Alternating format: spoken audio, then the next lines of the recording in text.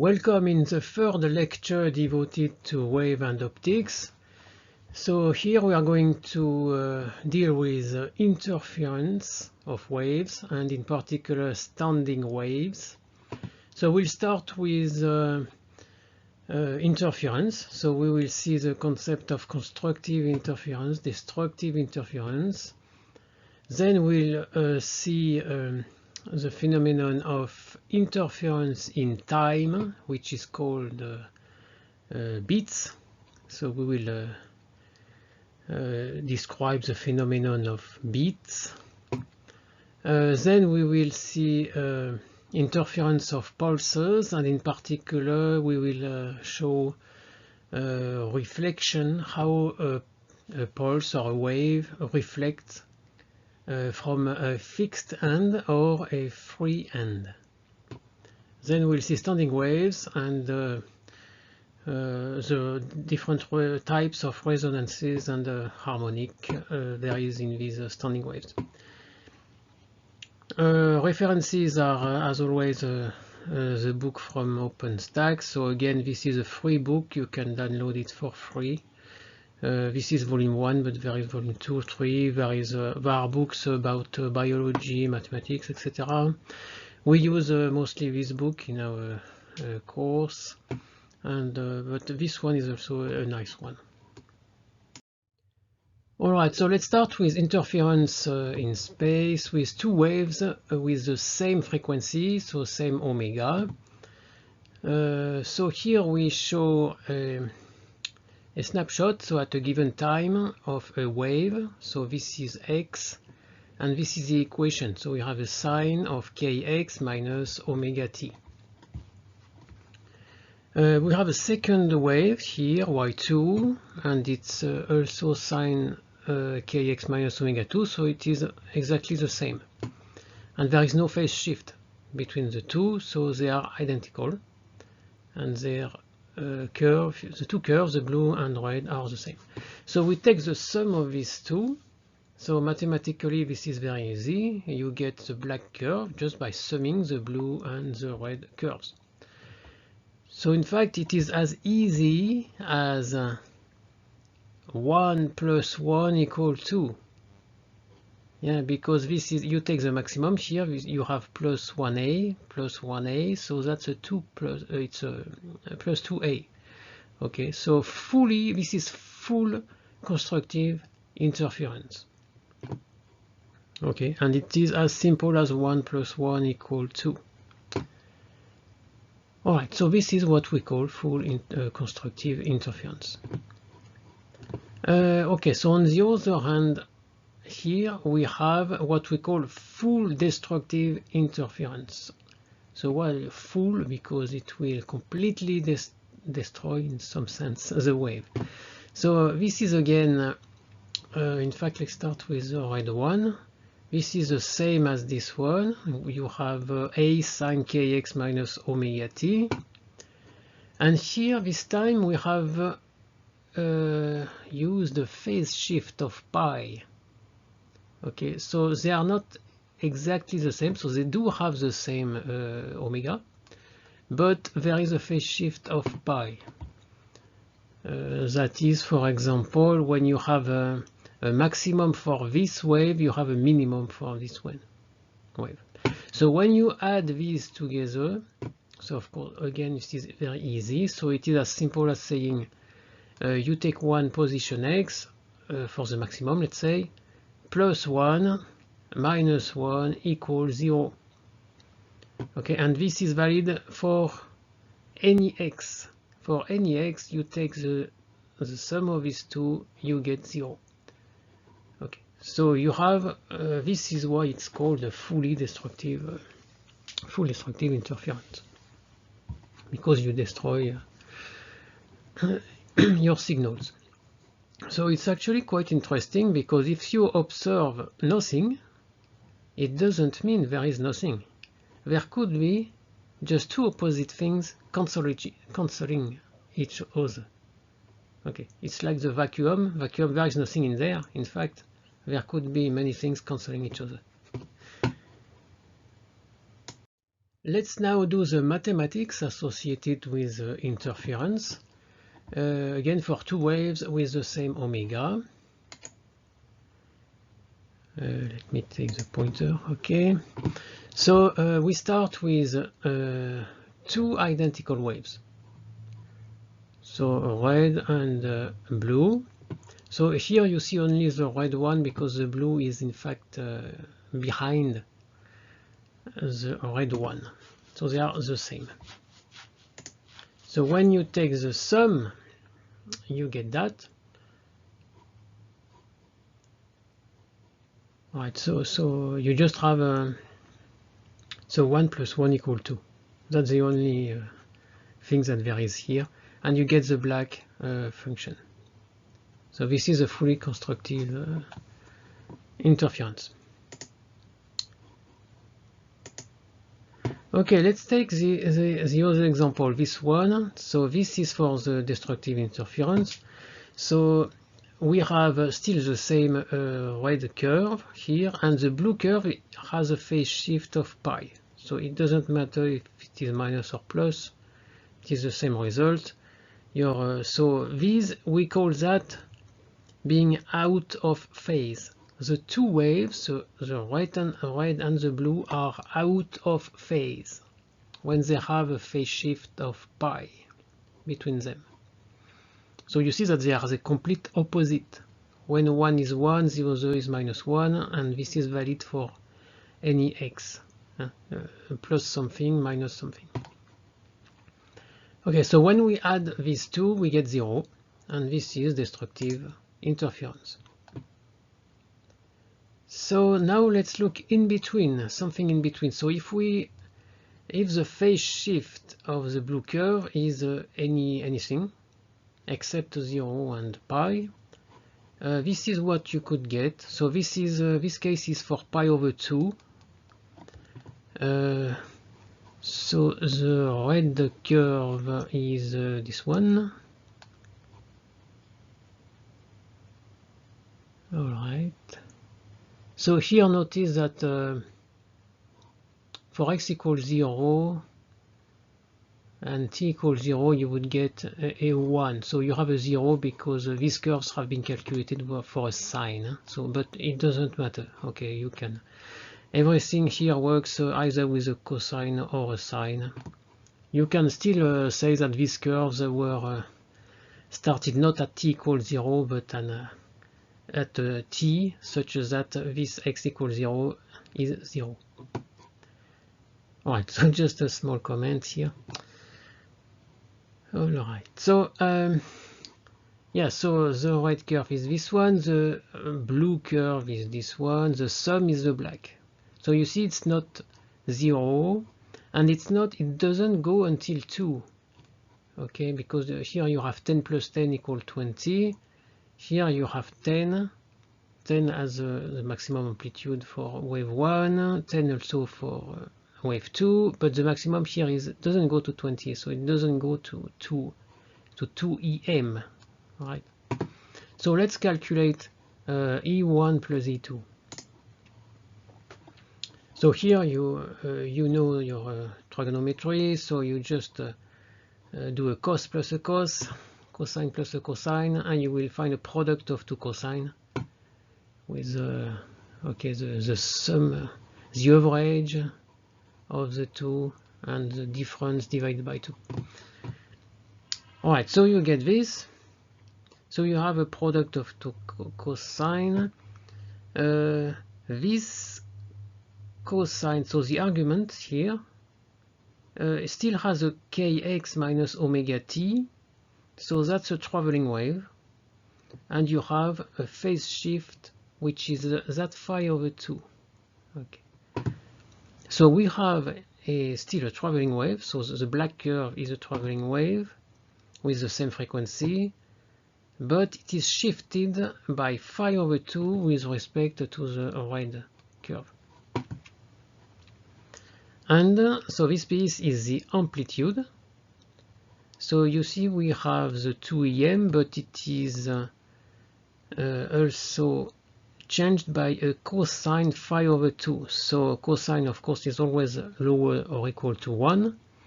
So the amplitude, so this part is the amplitude of our traveling wave, will be lower than 2 EM, okay, which is what we observe here.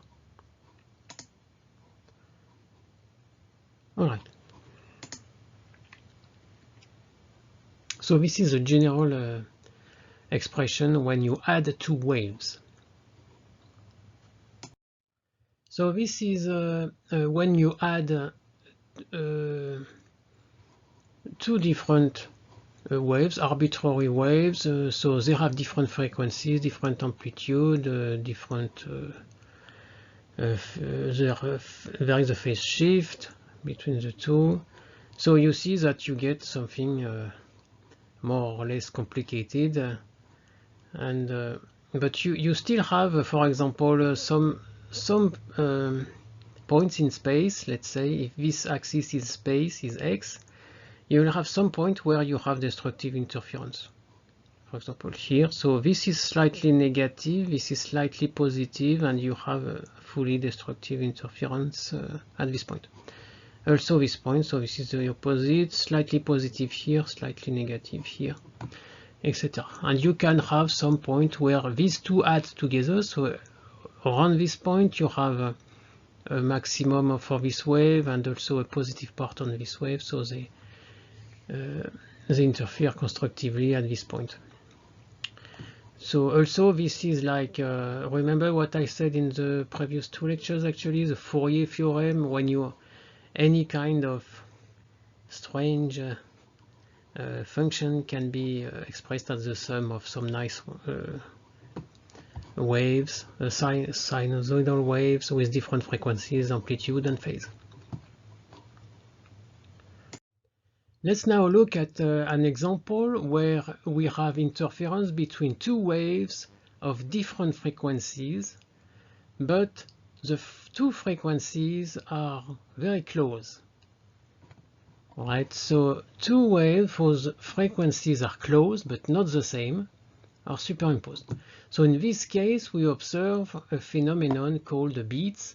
So it works for any wave, but for it's especially striking with the sound, because you can just easily observe that phenomenon.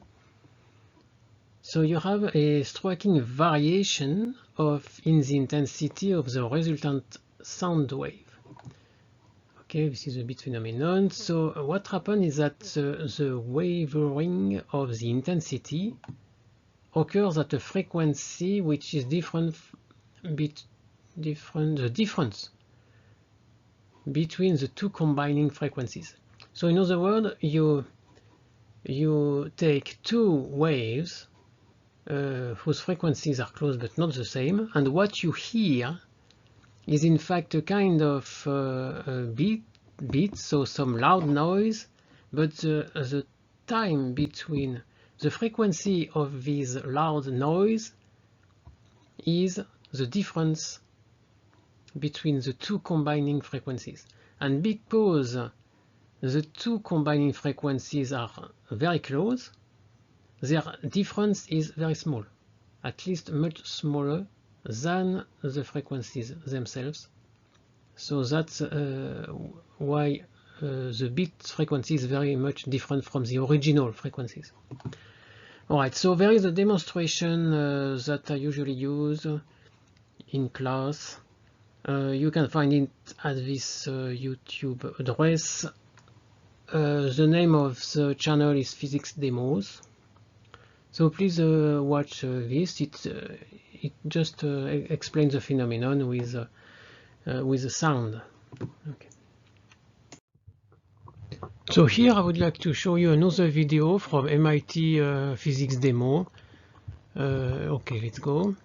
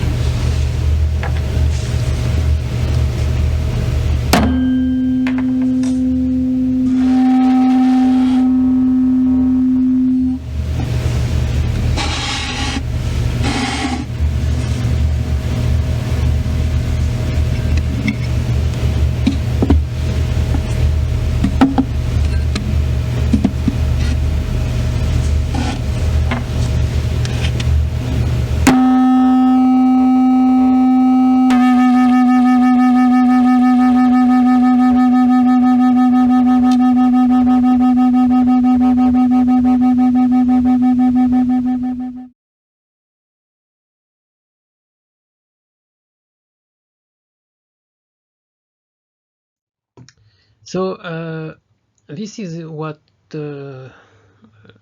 is happening. So we focus on at a point in space. So this is an interference in time. It changes with time.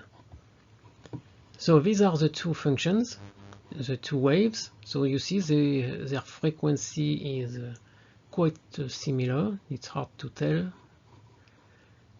what is the difference. And this is a sum, just a simple sum. And you see that so you still have the same kind of frequency in the signal. So this high frequency oscillations, but you also have this kind of low frequency amplitude. So this is called, actually the wave that I am now showing is what we call the envelope. All right, and the frequency of that sine wave that I am drawing now, like this, is much lower than the original high frequency of the original signals. Okay. And if you look at, okay, there are two dots. Of course, you will have a loud noise at this around this point, and then the noise will go down. You will have no noise here, and then the noise will be again loud here. Okay, so for example, now the dots are oscillating with high amplitude, so you have loud noise. Now it's quiet. So that is the phenomenon of beats.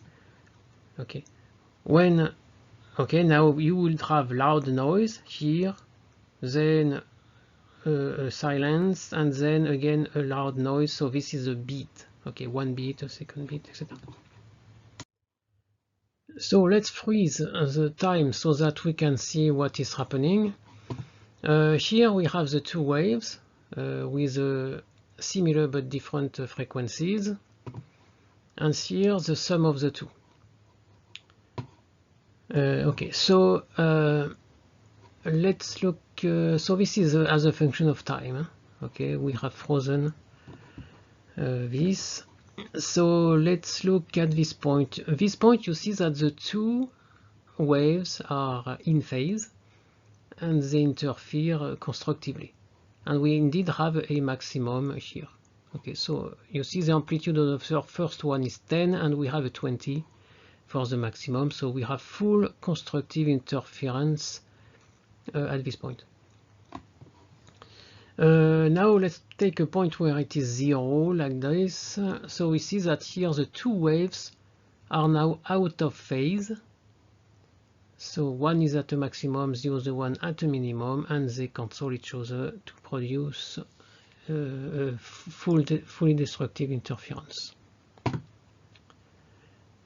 Okay, so this is what we call, this is interference in time. So at a given time you will have full destructive interference. At another given time you will have full constructive interference, and anything in between.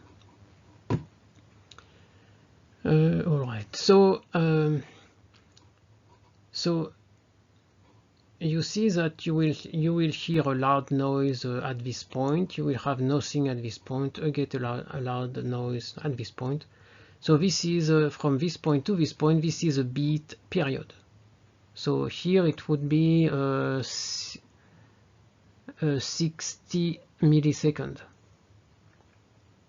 Okay, so you have a bit period of 60 milliseconds, and your bit frequency will be 1 divided by 60 milliseconds.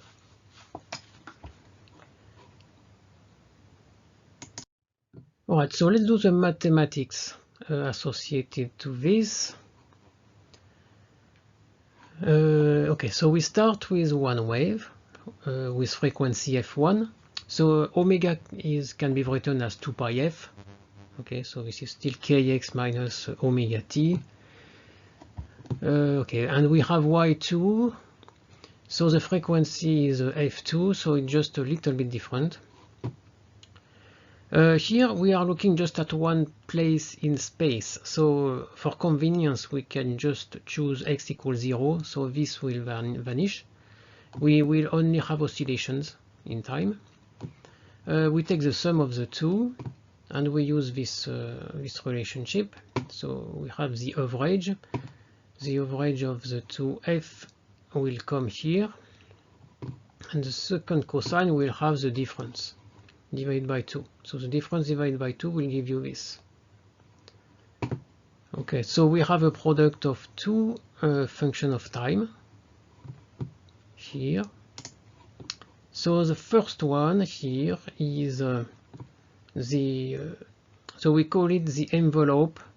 So it is a modulation of the amplitude.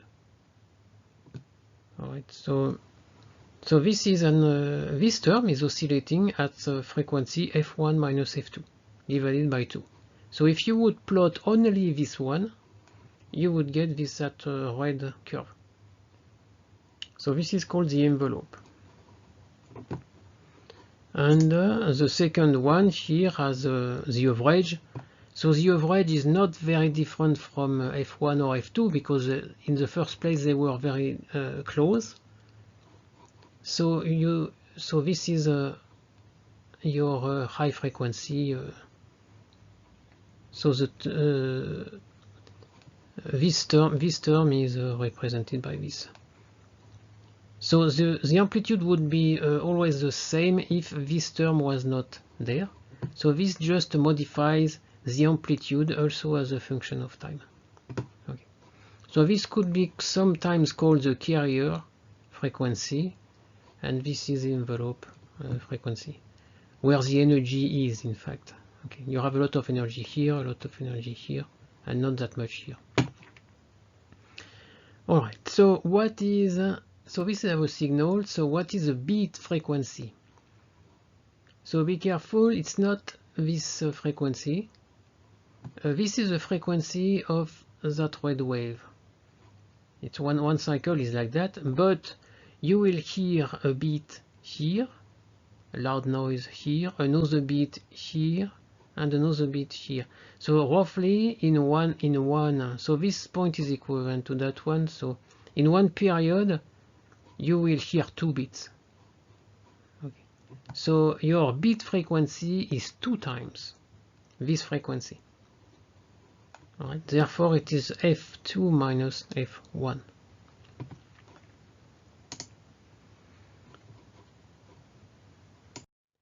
Now let's look at general interference. So when you have any kind of wave crossing each other, like for example here you have two pulses.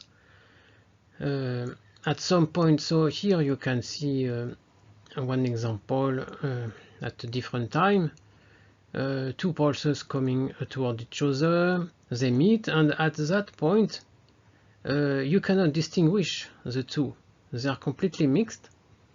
So you could think that maybe they just mix together, and at the exit they would just share the energy together or something. But here we can see that the small pulse just kept the memory that it is going to the left and continues to the left, the small one. They don't redistribute themselves, so they do not interact. It's just an algebraic sum, so this is a superposition principle. It's just an algebraic addition.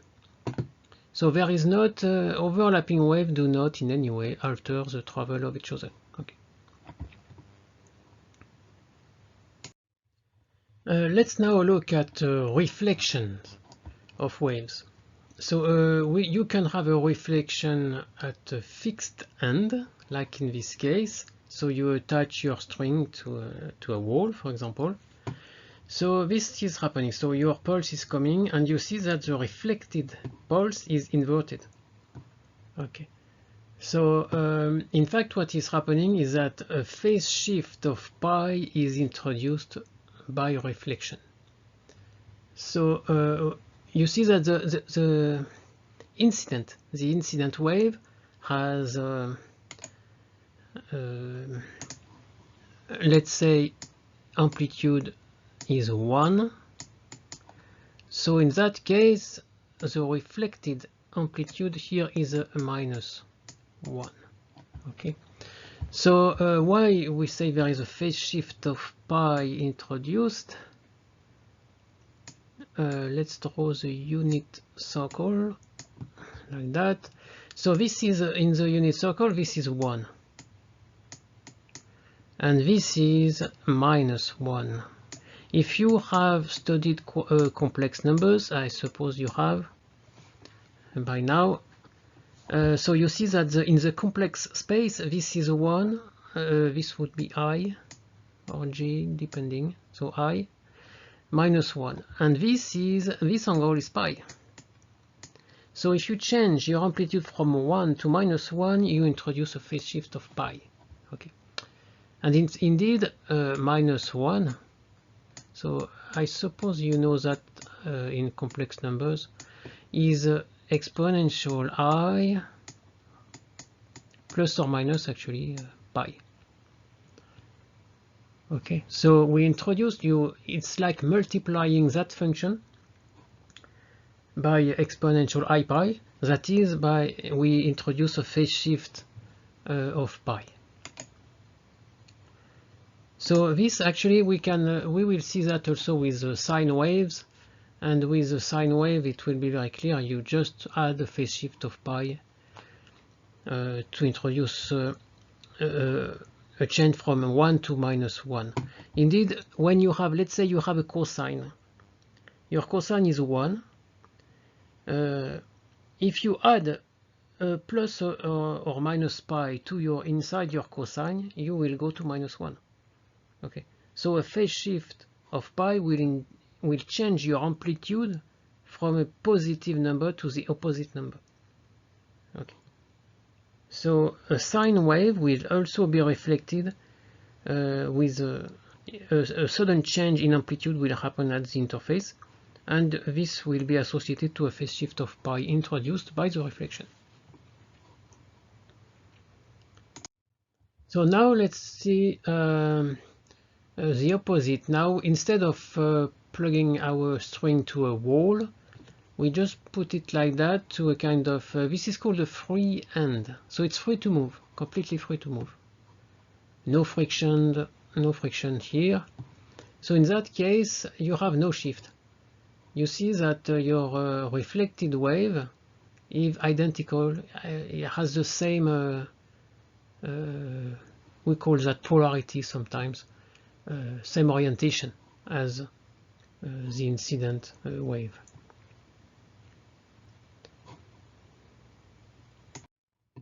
So this is shows both of them together.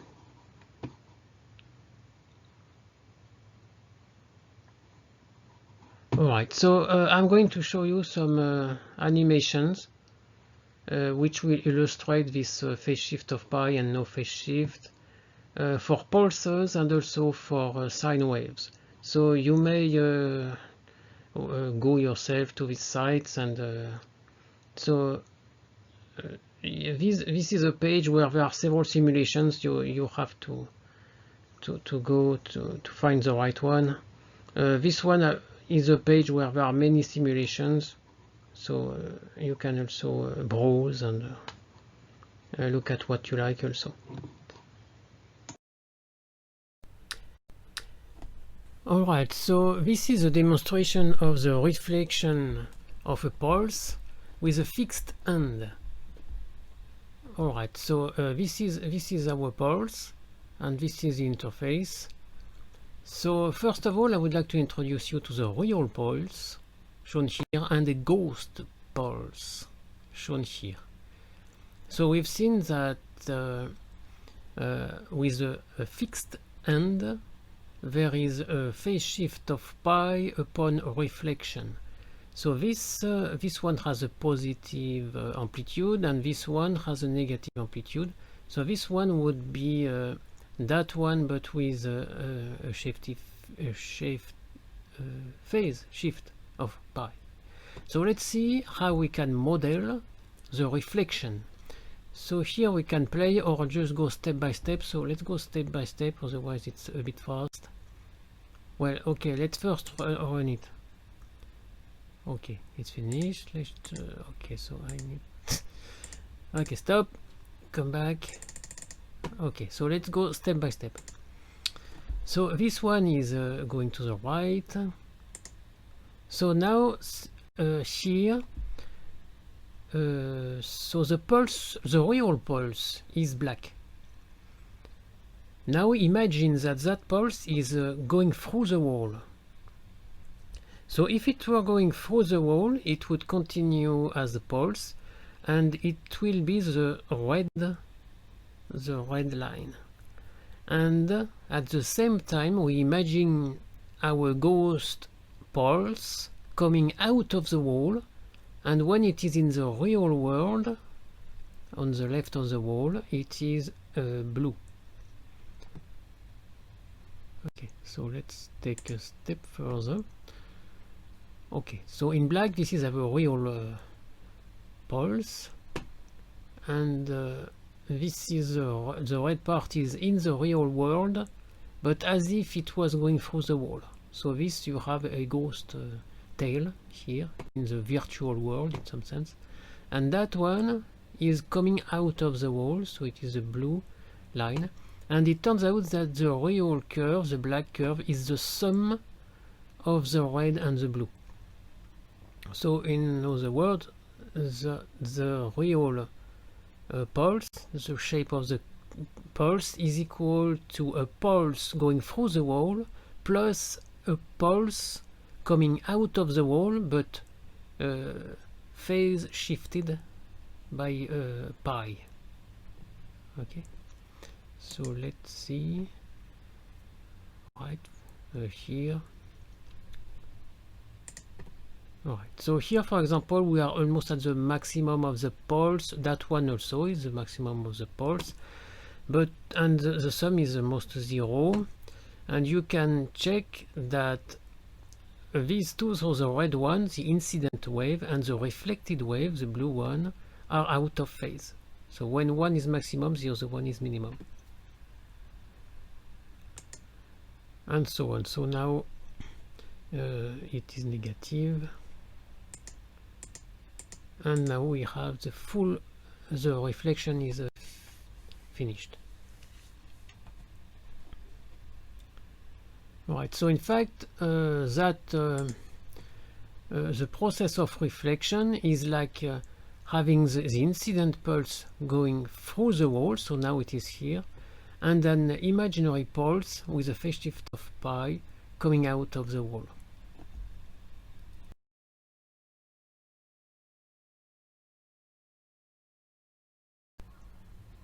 So now let's look at another simulation from the same site. So if we, this time it is a reflection at a free end. So let's play. Alright, so also here it's actually a real video of some device that shows the reflection. Okay, so let's just focus on this mathematical simulation. So our incident pulse is this one, like before, and now because we do not have any phase shift upon reflection, our ghost pulse has the same polarity, so it is oriented up, positive amplitude, like the incident wave. So let's come back from here. So when our pulse is colliding with the wall, so in this case the real pulse, or the real string, is in black, so it's going up because it's a free end, and so the incident pulse going through the wall is in blue, and the ghost pulse coming out of the wall is in red. So again, the blue plus the red gives the real string here. Alright, and this corresponds to the maximum of the pulse hitting the wall. So in this case, so we have the amplitude of the real string is twice the the maximum amplitude of the pulse. Alright, and now that red, so the incident pulse has crossed the wall, and the ghost virtual pulse is coming out in the real world, and we still have the sum as the real string. And you see that the reflected pulse has the same polarity, so it is not inverted, so no phase shift compared to the incident. So in fact here we see that the reflected pulse, this one, and the incident pulse are identical. So upon a reflection there is no phase shift, they are the same.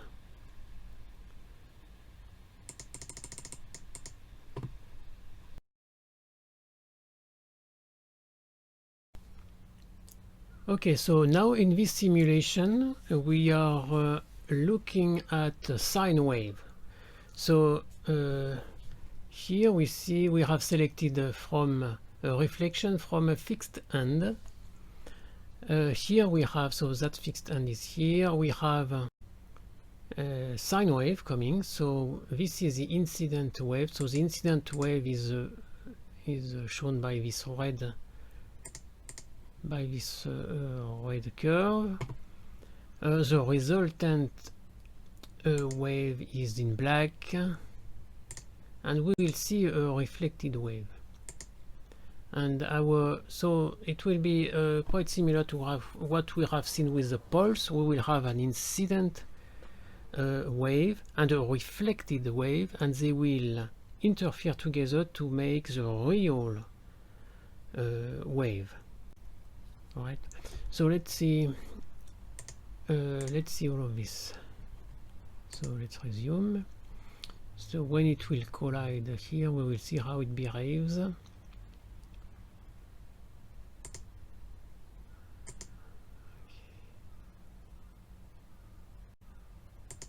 So okay, so you see, because it is fixed, so the black curve behaves like that. So the incident wave goes through the wall, so it is the red one. So you see it is still like that, so it's going through the wall, and the blue here that you see is a sine wave that is coming from the wall, and the black curve, so the real curve, is the superposition of this red incident wave and this blue reflected wave. Okay. And you can see that with this fixed end the polarity is different. The reflected wave is negative, whereas the incident wave is positive. So here we have almost 0 for the real wave, and we see that indeed you have a maximum for the incident wave and a minimum for the reflected wave. So they are out of phase, that is, they have between them a phase shift of pi.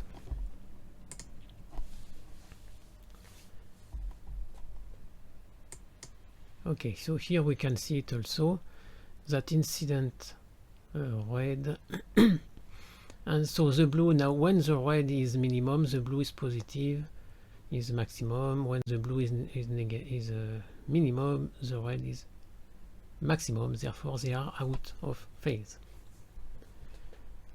Alright, so this is the case for a sine wave. So now I would like, we are going to introduce here a special kind of wave. So here what we have is an incident wave, the red one, and then a reflected wave but identical, same frequency, same amplitude.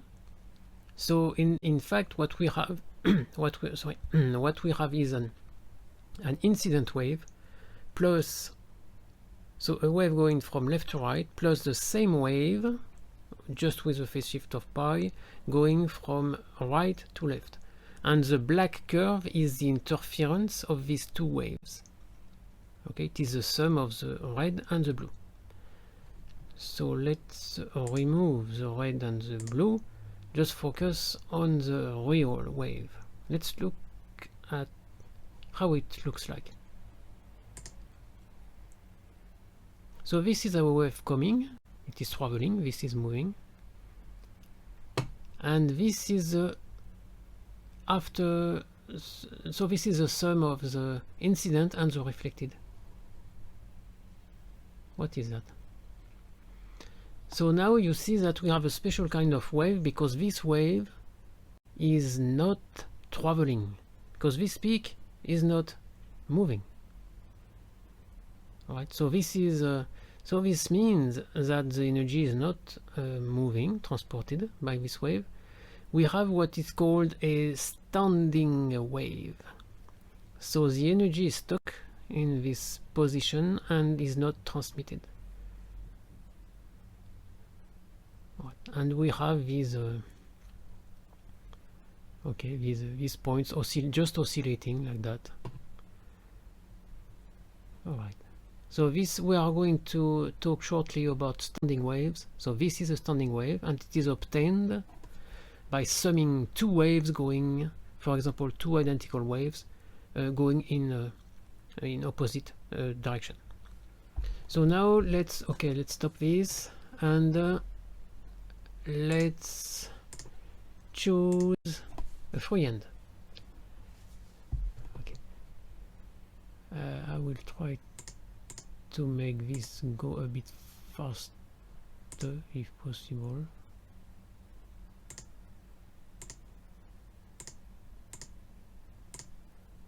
Okay, so again we have our incident wave, and now the reflected wave will have no phase shift compared to the incident, and of course, because it is a free end, that point can go up. And again, this real string is the sum of the red and the blue, so incident plus reflected.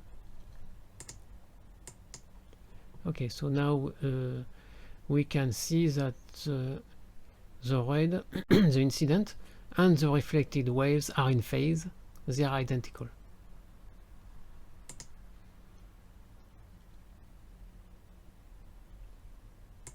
Okay, also here you see the red and the blue are superimposed, so they are completely the same. So no phase shift between incident and reflected wave. And again we have exactly the same phenomenon, we have a standing wave forming. So again here this is still a traveling wave, and when the other comes it will become a standing wave. Okay, so the phase shift is not so that there was a phase shift of pi, this is not so important. You have same frequency, same amplitude, you get standing wave.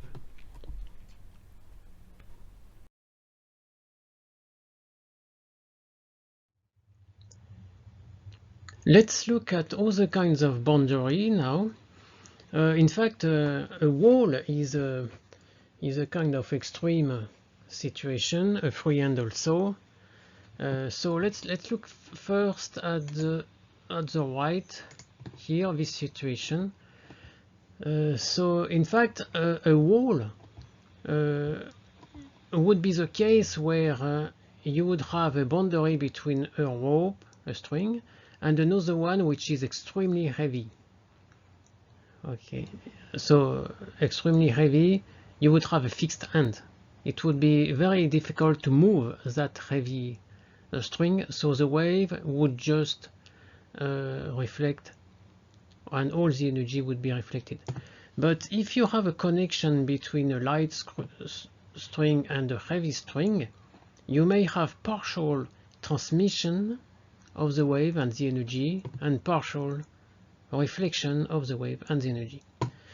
So if that second piece is heavier, if that string is heavier than this one, the reflection part is shifted down. Okay, in the same way as the reflection from a fixed end. And the part that is transmitted is has the same polarity, so it is still oriented up.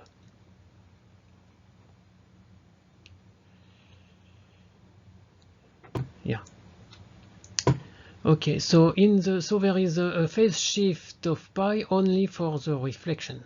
Okay, so this is the opposite. So you have your boundary here is an interface between a heavy string and a very light string.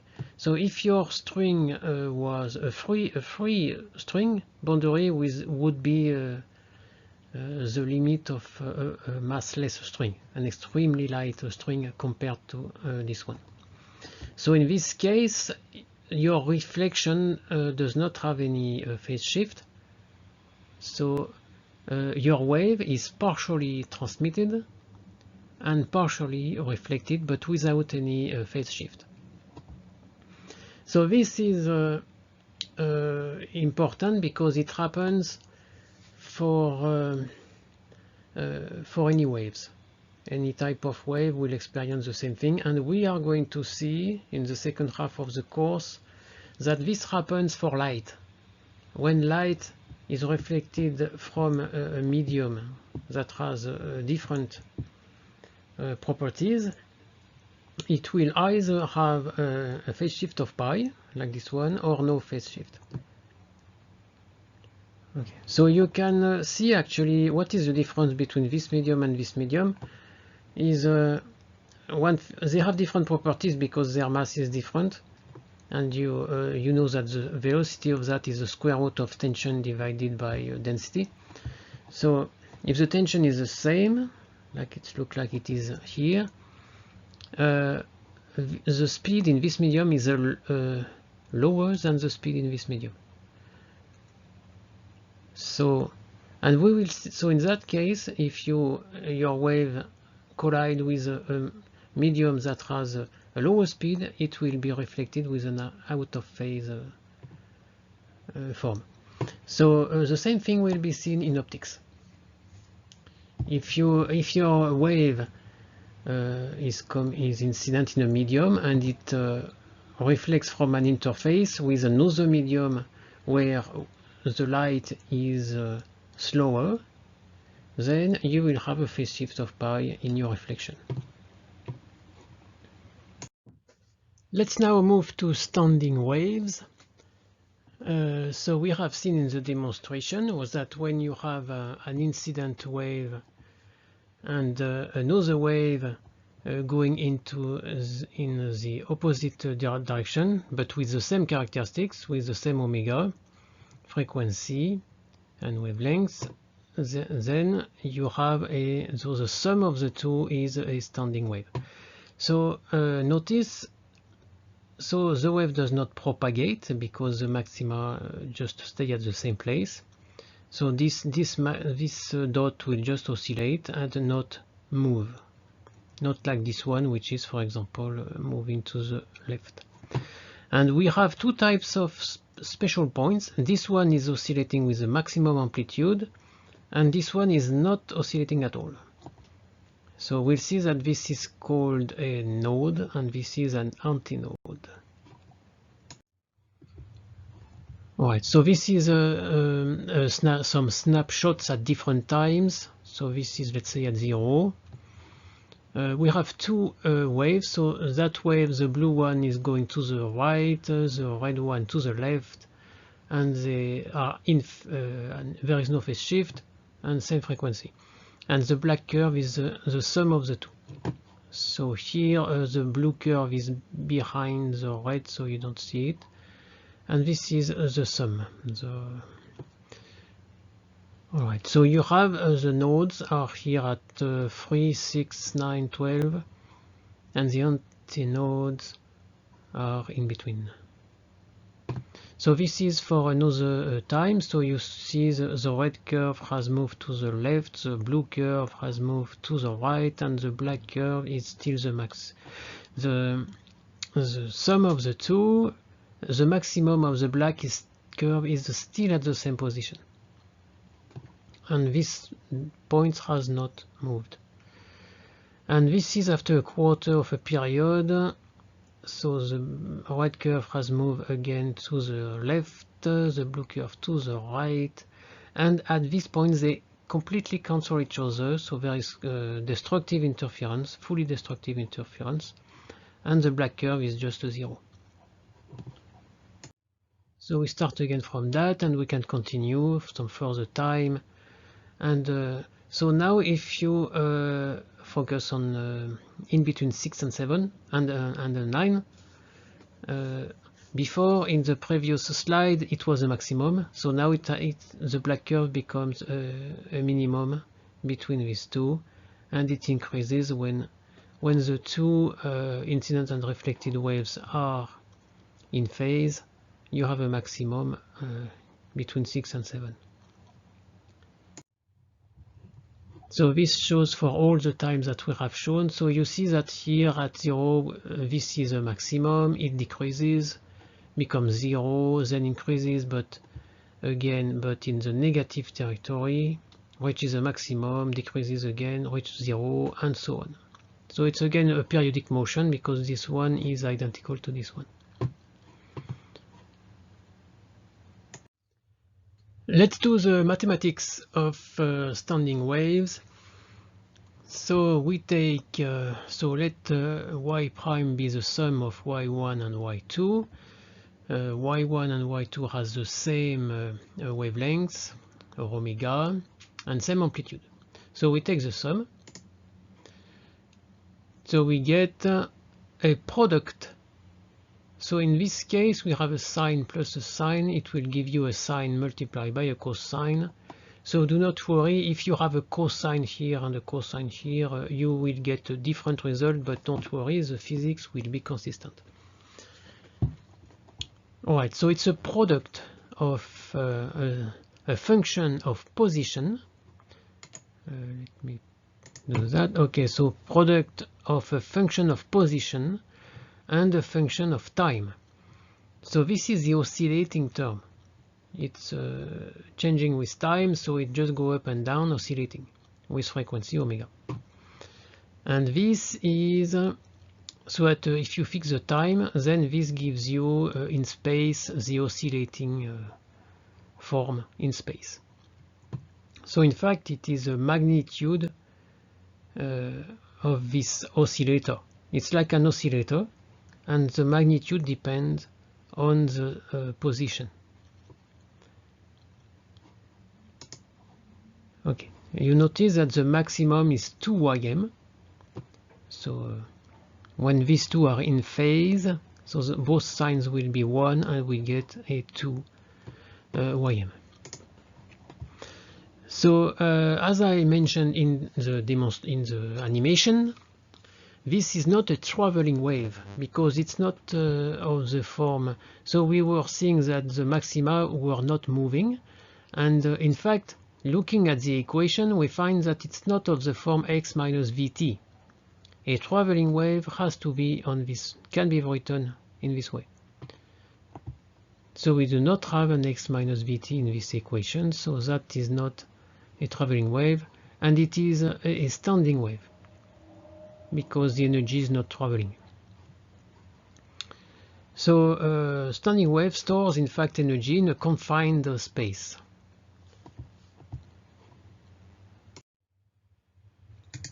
Let's find the positions of the nodes.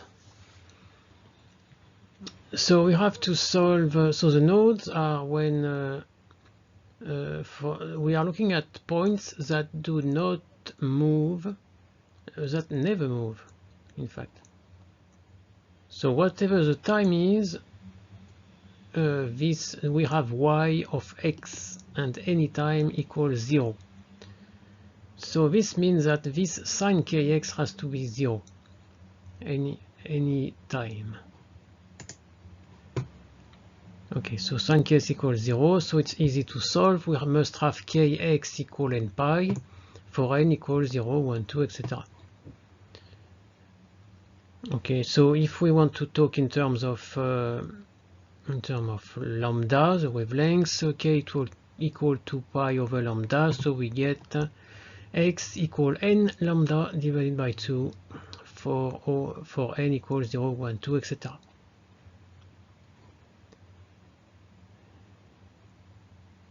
So we see that the distance between two nodes is lambda over 2.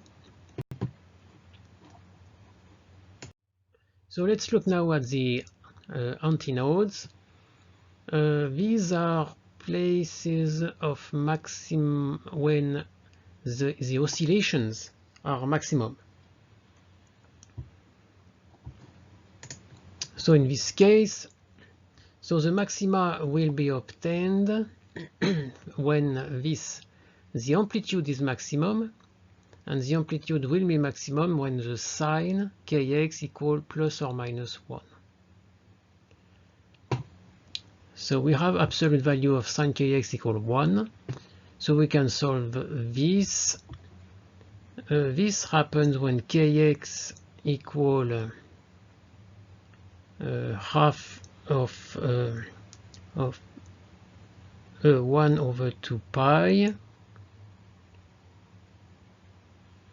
or yeah, this is a half of, it is a one time, well, let me see, when n equals 0 we get half of pi, yeah?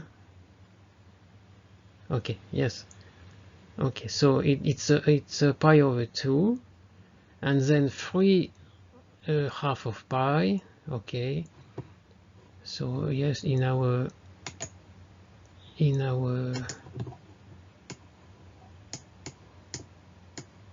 unit circle, plus sign is here, minus 1 is here, plus 1 is here, so it's pi over 2 or 3 pi over 2, and so on. So it's in fact n plus a half of pi for n equals 0, 1, 2, etc. So again, we can translate that into a lambda, so it's n plus a half lambda divided by 2. And again, the separation between two antinodes is lambda divided by 2.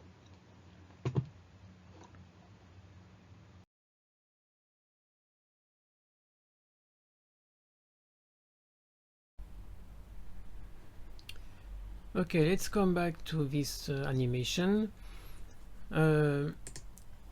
You can see that we can generate a standing wave at any frequency if we use an incident wave and its reflection, because the incident wave has a given frequency and amplitude, and if the reflection is full, so 100% of the energy is reflected, like it should be the case for a free end or for a fixed end, then we have the condition to get a standing wave.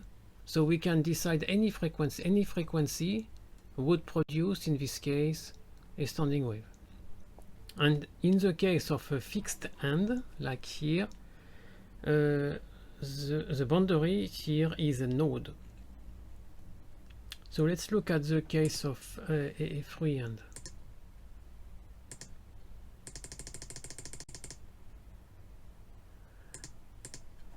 So when you have a free end, in fact, the boundary here will be an antinode.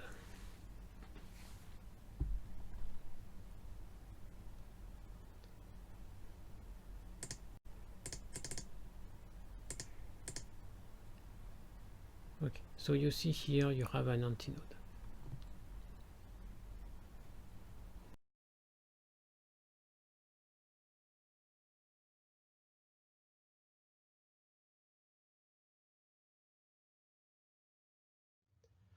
So in the animation, we have seen that when one end is fixed, we can have standing waves for any frequencies. We just need an incident frequency, and then the reflected one will have the same frequency, and we can have a standing wave. However, when the two ends of a string are confined, so either free or fixed, then we have the phenomenon of resonance, and only selected number of frequencies can produce standing waves. So these are so-called resonant frequencies. So let's take the case of two fixed ends. So these impose boundary conditions. So we have at least two nodes, so these are the boundary conditions. There is a node at x equals 0 and a node at x equals L, the length of the string. And these resonant frequencies will be given by these boundary conditions. So what we have is, so at position L we have a node, therefore YL for any time is 0. Okay. So this means that because it's for any time, it means that sin KL equals 0, which means that KL has to be n pi, with n equals 0, 1, 2, etc. So this means, so K is 2 pi divided by lambda, so we can find the wavelengths corresponding to these resonant frequencies. So lambda with an index n equal to L divided by n, n being equal to 1, 2, etc. And we can express these resonant frequencies so in terms of wavelengths, but also in terms of frequencies, because we can relate frequencies and the wavelengths with the speed. Alright, so remember the speed is lambda divided by t, the period, and t is 1 divided by f. So you can find your frequency with an index for a given n equal v divided by lambda n equal n v divided by 2l. So these are the resonant frequencies, and they depend on the speed and the length of your medium. So in fact these f's are properties of your system, because v is a property of your system for a string via the tension and the density and the length of your string. So these are some examples. These are again the wavelengths and the frequencies. Okay, so for n equal 1, so this is one fixed end, this is the other fixed, so x equals 0 here, x equals L here. So the first condition gives you L equal half a wavelength, which is in fact you can see it with this drawing easily. Here you see that L equal a full wavelength. Indeed, this is a full wavelength. So you will have this kind of, so in this case they would oscillate like this, in this case like that. So in this case you just have two nodes, one antinode. In this case you have 1, 2, 3 nodes and 2 antinodes, etc. So this is n equal 3, n equal 4. So these are called the first harmonic, the second harmonic, and so on. And the first one is sometimes called the fundamental. Okay. The fundamental harmonic, or just the fundamental for short. So this summarizes these findings. So the wavelength is given by this. The frequency by this. So F1 is the fundamental frequency. So it's in fact you can express it as a function of F1. Yeah. And all these frequencies, so they are called the modes, oscillation modes. And okay, it is called the harmonic series. N is called the harmonic number of the nth harmonic. And again, this is a property of your system.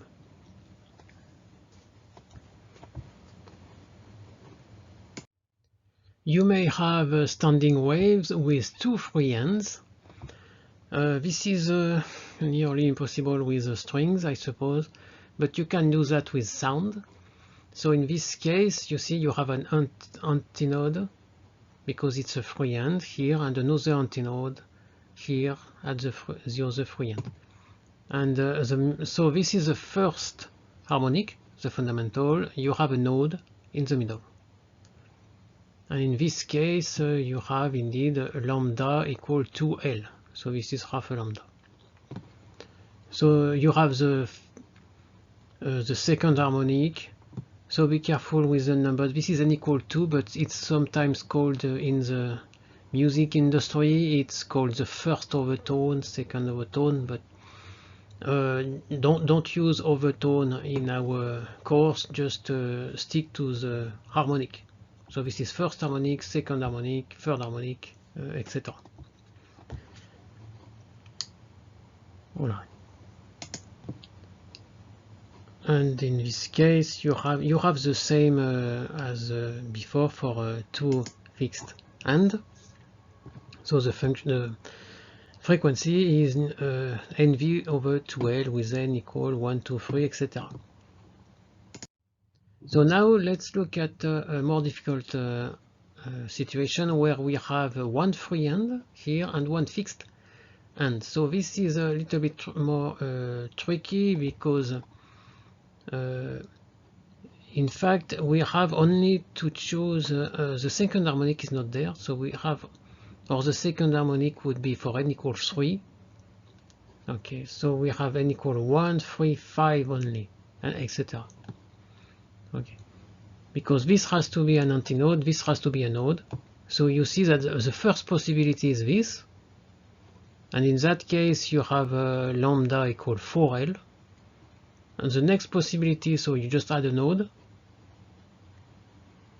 This gives you lambda equal 4/3 of L, etc. So it's n equal 1, n equal 3, and so on. And you have your lambda n equal 4L divided by n, but n equal 1, 3, 5.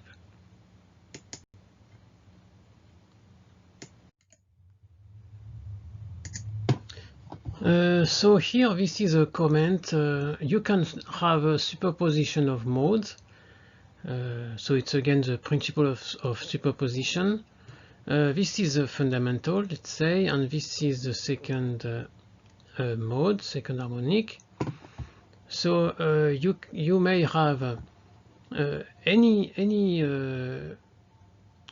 motion of the, let's say, a string in this case, could be the sum of modes with appropriate amplitude and phases. So the first mode plus the second mode with you can choose the amplitude and a phase. It doesn't have to be in phase. And with that you can have any kind of motion in that we can call that a cavity because you are confined in this space. So for example, you have this one plus this one will give you that. Here both are 0, so you give that, then you get that. So you would have kind of something moving to the right, then to the left, and oscillating inside that cavity, like that.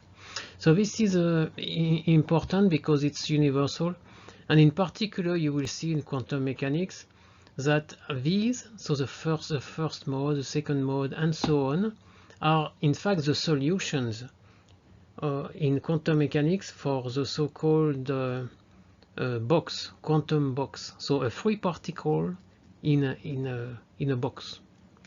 So in a box, the particle cannot escape, so there is a node at each at the boundary of the box, and these are the solutions. And then any quantum state can be expressed as a linear combination of these so-called stationary states in this way. So this is true for any kind of waves, including so-called quantum waves. These are some examples of standing wave in 3 dimensions. Let's say. So of course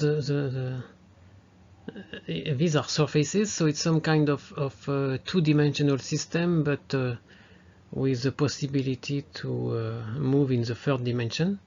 So this would be the one on the left would be the fundamental. Okay, and this is one of the, this is in fact the 2nd harmonic. Okay.